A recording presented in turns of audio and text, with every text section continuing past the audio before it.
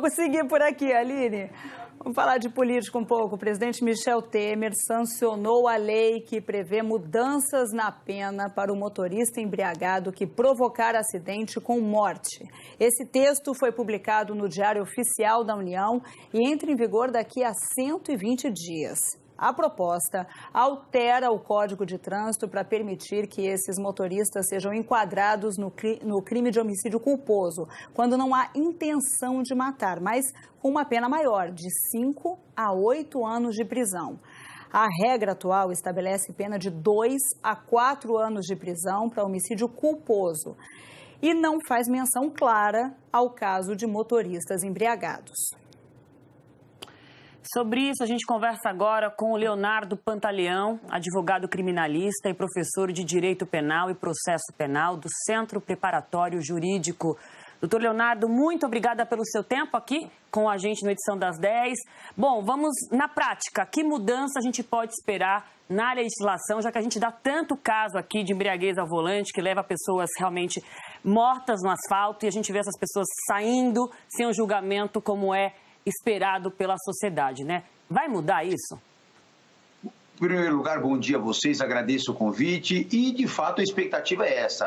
Com essa alteração legislativa, o que se pretende é aumentar o caráter preventivo na medida em que a resposta do Estado é uma resposta, a partir de agora, mais rígida para condutores de veículos que desenvolvam ou venham a realizar a prática de acidentes, causando a morte sob efeito de álcool, né?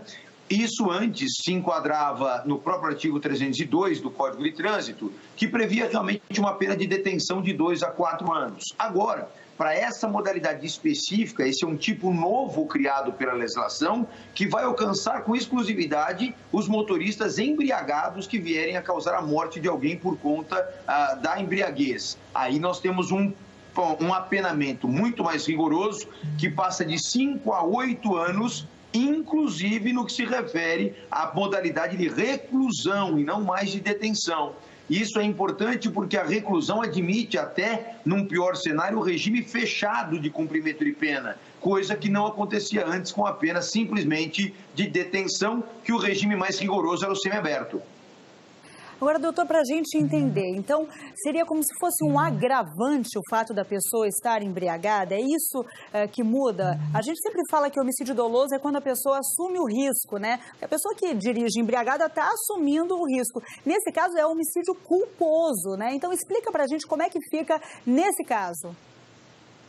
Essa é uma questão muito interessante. Nem sempre todo condutor que dirige um veículo automotor embriagado, ele assume o risco de gerar a morte de alguém, o que seria o caso do dolo eventual. Eu posso esclarecer para você aqui através de um exemplo. Imagine uma situação em que um indivíduo causa um acidente, se envolve num acidente, de fato, sob efeito de uma substância alcoólica, e quando vai se verificar a circunstância do caso concreto, se apura que ele estava na velocidade permitida pela via pública, ele tentou frear para evitar que ocorresse aquele resultado, mas não conseguiu. Me parece, numa situação como essa, é evidente que ele não assumiu o risco de procurar o resultado, porque ele tentava, mesmo embriagado, obedecer às regras de direção do veículo automotor. Totalmente diferente de um outro cenário, por exemplo, em que o mesmo motorista, sob o efeito de uma substância alcoólica, dirige em absoluta ausência de acompanhamento às regras legais, por exemplo, em excesso de velocidade, e quando você vai verificar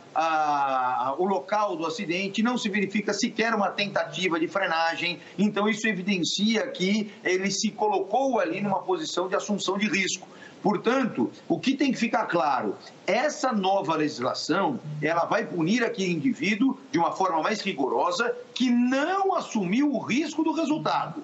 Porém, na eventualidade de se detectar a pessoa que assumiu o risco do resultado, mesmo assim ele continua sendo definido, mesmo com a nova lei, ele continua sendo enquadrado pelo Código Penal no homicídio doloso, onde nós temos aí uma pena que pode chegar a 20 anos de reclusão por conta desse comportamento. É sempre importante estabelecer essa distinção.